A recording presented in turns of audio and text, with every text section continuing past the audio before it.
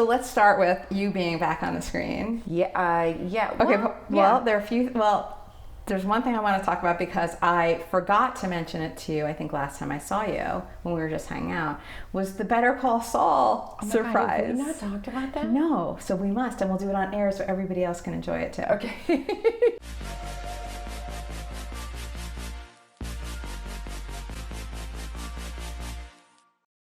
Because I have a lot of viewers and listeners who are Better Call Saul and Breaking Bad fans. Right? Smart people. Smart people with good taste in television. That's right. And as you know, I've had many of the cast members. Well, that's where we met. Wait, is that but how was we it met? for... No, it's not actually. It's because you were on Life in Pieces. Oh, yeah. And I think you were promoting that. No. Is that no, it? I think you're right. No, it wasn't that. It was something else you were in. It was like an anthology series. Do you know what I'm talking about? You were in, like, each episode was a completely different story. Soulmates. That was so... I thought we'd been friends longer than that. No, I don't think so. Well, no, we've seen each other regularly since. Right. I guess. Not that... Well, okay, so that was probably 20... I can tell you, I came back from shooting that 2020. Yeah. March of 2020.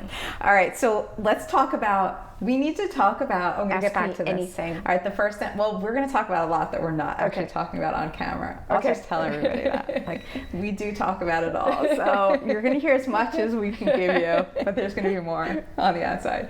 Let's talk about Better Call Saul. You arrive at the end of the series. Spoiler alert for anybody who hasn't watched it yet. But how cool. I'm watching the end, and it was just so good getting to the close. And then you come up. And I was like, I Betsy. could not have asked for more. I mean, that playing Marie for 6 years, playing any character for 6 years, but also being on Breaking Bad with that cast and Vince and that team for 6 years was such an amazing experience for me on all the levels, professionally, creatively, personally, with my family. You know, my son was born season 2, and getting to come back as her, because I love her. I miss her all the time. Yes. And so, and like what they gave to me, getting that she came back and she's grown up a lot since we saw her last. She already grew up because she had to, because sometimes life makes you, because she had to at the end of Breaking Bad, but then this was even more. Right. This was even more. Okay, so you knew you were going back. What happened? Did Vince call you or something? Or It's funny. They had talked about bringing me back much earlier in the series, and then this, you know, like they're like schedule-wise, and then, you know, with the pandemic, like that date kept moving. Everything in my availability was changing depending on what I was doing. Or, you know, like I'd been in Spain, but we figured it out. Because there was no way I wasn't going to not do it. And so I had to keep pinching myself. I was so thankful to be there. And, you know, Peter Gould, I was like, to have you writing for me, to have you guys write for me. And he directed that episode, and he's a friend and I see him, but to get to work with him, like I love him as a human. And just like respect the shit out of him professionally, and so it was really, and we have a shorthand, which is always nice, you know. So and there's nothing like having someone in the family direct something that's so close to you. You know, like we've been lucky enough on Breaking Bad to have really amazing guest directors, but when it's someone in the family, that's like. And that episode, of course, was going to be family. Yeah. But it just meant the world to me. So I remember actually when we did our first interview for my show, you and I were talking about what was going on in Better Call Saul at the time. So I don't remember what season it was, but it was great. It was like we were two fans of the show discussing it. Yeah. And you were really into it, which was cool. Yeah. So you got to watch it all along. I didn't realize you knew you were going to be in it at some point. Yeah, I mean, I figured, although, you know, listen, Vince would always say this on Breaking Bad, you don't you know, like there were times he told me about stories he was planning on doing for Marie, or stories he was planning on doing. Some of those happened, some of those didn't. And so, because you don't know where the season's going to go, and you have to, and I absolutely, like, you know, their job is to write it, my job is to do what I do. And so, you know, I'm not gonna, you know, there's no way I'm gonna walk into that writer's room, or any writer's room, frankly, and be like, you know. So, I, like, some of that stuff you have to let go. And I think that goes better with some actors. It goes over better with some actors than others. And so, I didn't know where, you know, I knew they would like to have me back, and it's just a matter of, is it going to work out? And it absolutely did. Okay, so that was cool. It was good for them, it was good for me. And it was good for the audience, it was good for us. Good for the audience. It was great to see Marie back on there. And what closure, you know, and for, like, that I got to go back and give that for my character and Dean's character too. God, he's lucky. Isn't he lucky I was just texting him this morning. He's very lucky. Okay, so that's, of course, a question everybody wants to know the answer to. So you stay in touch with your castmates? Yeah. I mean, listen, I don't see these guys specifics. I don't see them nearly as much as I want to, and, you know, everybody works a lot, and you're like, it's honestly just logistically hard to get together, but we do. So, like, there's some like, you know, around Christmas time, I'll usually see him. Try to see each other, you know, more than that. Like when he's in town, when I'm in town, we don't see each other a ton. We absolutely don't. But every time I see all of them, but Dean in particular. And Dean, who played Hank, of course. Yeah. Your husband in the show. But Dean in particular, it's just like, it's as if no time has passed. Right, because I guess how many scenes you did probably almost every scene with him, right? Yeah, no, a lot with Anna too. With Anna too. Okay, have you been in touch with Anna? Yeah. You know, like, not as much as Dean and I. Like, it's a different, like, it's funny. Like, I always said, like, Anna and I, our characters are war buddies. Like, I feel like we have the kind of relationship, and we talked about this last time we saw each other. I'm like, no matter how long it's been, like, you know, I'm forever your TV sister. You need to make that phone call, you make that phone call. I pick up that phone. You know, so it's like, I definitely have, like, it's family with her. And, you know, she and I were, when we were in it on the show, like, our kids went to school together in LA, our kids went to school together in New Mexico. Like, we, you know, we were kind of managing all of the same things and doing the show, you know. So she was my partner in crime on camera and off camera too. Like, it was, because, you know, you need that. Yeah. You need that. For so sure. So that, like, that will, I don't care if we're, like, in our 90s. Yeah, you've got that bond forever. Yeah. Okay, so who else can we talk about? Well, I know you saw everybody because you were at the SAG Awards. That was amazing. That was also really cool. So my daughter and I were watching it, and I'm like, oh, there's Betsy again. Yeah. So great that I could see, oh, there's my friend Betsy. And I kept that very quiet. Going on Better Call Saul, I didn't even tell my mother. Like, she knew we were going to New Mexico because, you know, my kids came out and saw me. But because we still, you know, we have a lot of people we love back there. And that place was close to my heart before Breaking Bad. And then now it's like, it's a home. And so, but I didn't tell anybody about that. And I really tried to keep it zipped, you know, that we were getting back together for the SAG Awards too. Because we didn't want anybody to, you know, like, you don't want it to get out, and you don't want to ruin that for anybody, and then you don't. Those croissants are the croissants are ready. They have chocolate in them. It's okay. They're healthy. It's all good. Yeah, dark chocolate. Antioxidants. Yes. Right. Come on. So okay, so you met at the SAG. Everybody's together again at SAG-AFTRA Awards. So do you talk to anybody else from the cast? Does anybody talk to each other? Nobody ever does, I think, in reality.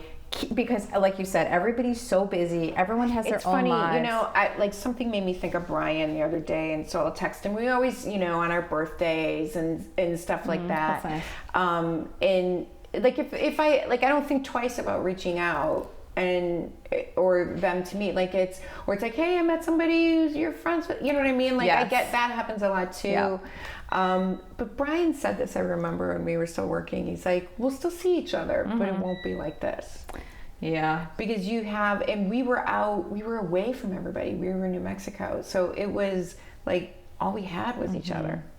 You know? Yeah, it's the setting for family bonding kind of situation. And then you were never part of the Better Call Saul group in terms of filming until the very end, but you knew everybody. Oh my gosh, if they were at a dinner, if they were at something, like they were doing promo for their show and I was doing promo for Soulmates, and they're like, we're doing a cast dinner, you're coming, right? Oh, nice. And I was like it was just family. And Bob, like, and that's Bob too, like that's Bob Odenkirk, and like that's who he is, that's who he was when he showed up to our show, and like he's, you know, so great that way. And you know, those guys are a big family too, and it's great. And Ray, like I'm and Michael McKean, come on, like I was crazy about that cast. Right, and that's how you thought we met, because probably because I've had so many of them on my show, and I talk to Patrick regularly. Oh God, who's Patrick and I did a reading together of a pilot that is so great, and we both were like, why haven't we worked together before? Like, which is weird. Like, there's some, you know, men and women that like would play, you know, my spouse or my love interest or a sibling or or whatever, a best friend, coworker, or whatever. And I'm like, it is weird that I haven't. I always say this. I'm like, it's weird that I haven't like fought over the good stuff at craft services with you. Yeah, that we haven't. I do feel like you would be. Yeah, you seem great. like you should be on screen together. Yeah, he's. I think he's so fantastic. He is. God, he was so good in Better Call Saul. So good in Better Call Saul. So good. I mean, he's always good. He's always good. But that was his role. Could you see any other Harry? No, wouldn't have been the same. Wouldn't have been even close. And there are a lot of great actors in town that could do that job, but not like that. He was Howard Hamlin, 100%. He was the greatest. God, and man, did he pull off a lot of stuff. He sure did. That's because they had Patrick. They knew that. They knew that. Totally. All right, so let's move on to the current. So you're in a new movie now, and you're also a producer on it. Yeah. It's called The Bad Orphan. Yes. So it sounds like a pretty juicy film. Oh my gosh. My manager, Patty Wu, who I have worked very closely with for years, she used to be my agent. The entire time I've worked in LA, I've been with her. She said, oh, when you read the script, you're going to want to do it. And that's exactly what happened. Okay. I was like, yeah. I feel like a freak of nature when I say, because it's a psychological thriller. It's a juicy story, but it's also fun. Okay. Is that okay to say? Yeah. Well, of course, because it's like, oh my gosh, all this crazy stuff happens to this couple. Watch it. It's so great. But it's fun. Why do you think those are, people love a good psychological thriller? I'm so happy. It's airing this Saturday, and I'm like, oh, I love that it's like on a Saturday night. Okay, so it's Saturday on Lifetime. Yeah. And the premise is, what can you say about it? This couple that, gosh, they look so perfect. And they are pretty perfect. They have, perfect couple, perfect daughter, teenage daughter, if you can imagine. And especially my character, feels like, their family's not quite complete. And they're not 30, weren't able to biologically have their own child. And so they looked into adoption, which is not easy. And you see, like, there's a lot of ups and downs in that. And they end up adopting not a baby, but a young girl who has dwarfism. And she's really sweet, and everyone's so happy.